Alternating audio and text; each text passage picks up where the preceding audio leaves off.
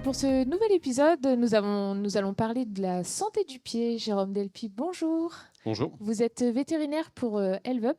Alors, on va parler un petit peu de Mortellaro. Alors, est-ce qu'il y a encore beaucoup d'élevages qui sont indemnes de Mortellaro aujourd'hui? Non, malheureusement, la maladie de Mortellaro, la dermatite digitée, touche entre 60 et 95% des troupeaux laitiers. Mais pas que. Les troupeaux allaitants aujourd'hui sont également concernés par cette maladie. C'est pas connu ou pas très connu par les éleveurs allaitants, donc il faut quand même les sensibiliser parce qu'une fois que c'est rentré dans leur troupeau, malheureusement, c'est extrêmement difficile d'éradiquer totalement cette infection. Mais justement, pourquoi jusqu'à présent ça touchait principalement les vaches laitières et pas les élevages allaitants alors? Quelle différence il y avait? Cette infection en fait est due à une bactérie qu'on appelle un tréponème, mais seule cette bactérie-là ne peut pas se développer. Il lui faut un environnement humide, sale, pour permettre le développement de l'infection.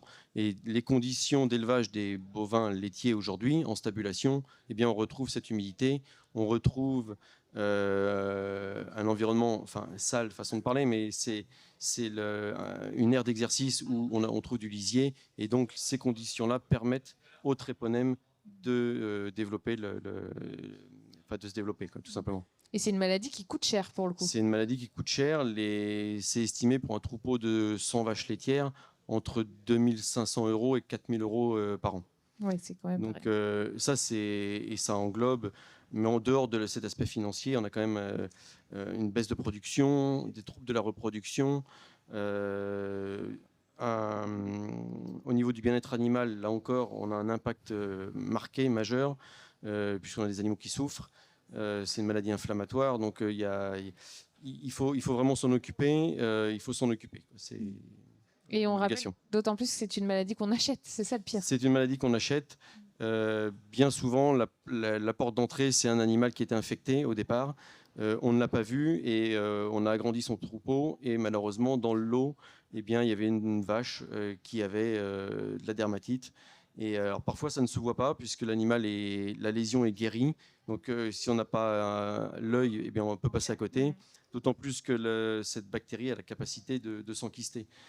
On la retrouve également même dans tout ce qu'on appelle le tractus digestif des animaux. Donc c'est extrêmement difficile si on ne va pas la chercher, on ne va pas spécialement la trouver, quoi.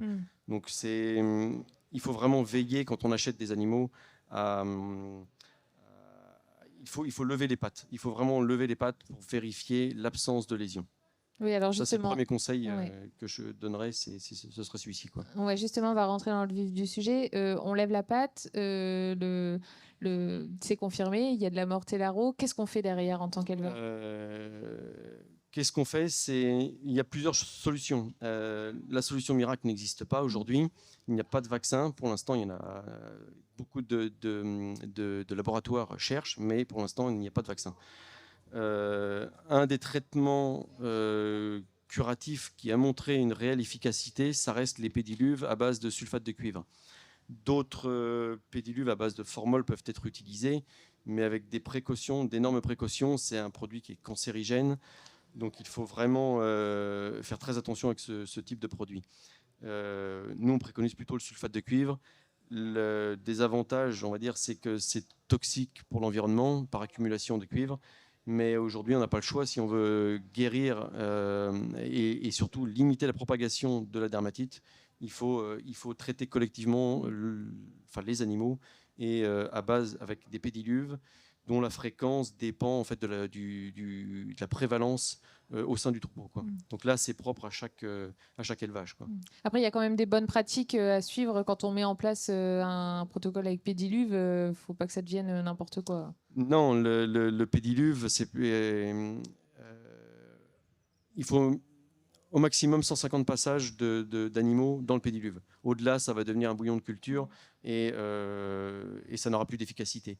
Donc il faut se limiter à 120, 150 passages, vider le pédiluve dès l'instant où on ne s'en sert plus et le renouveler en fonction de la prévalence de la dermatite, quoi.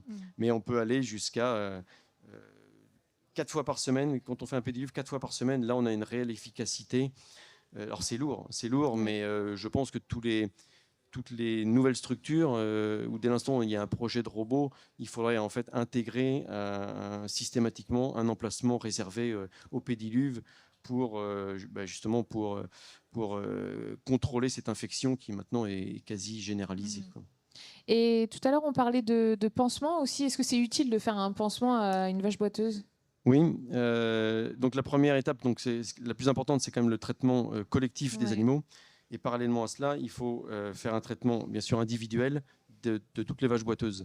Le traitement individuel, pour nous, on préconise, on met en avant, ce qu'on souhaite, c'est que les éleveurs aient une cage de parage.